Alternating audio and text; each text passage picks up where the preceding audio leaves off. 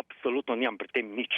Gospa se za tiste seanse, ki so bile še do avgusta, strinjala, je dala 18 000 evrov, potem pa nimam nobenih prstov vmes.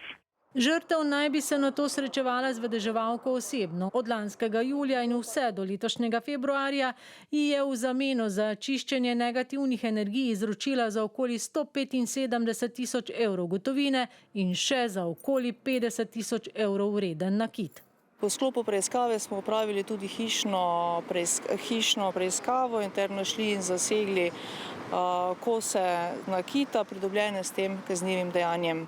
Tako zoper vedeževalca Blaža kot vedeževalko, ki je oškodovanka dala denar, je bila podana kazenska ovadba. Za zdaj pa še ni jasno, ali gre zgolj za eno žrtev.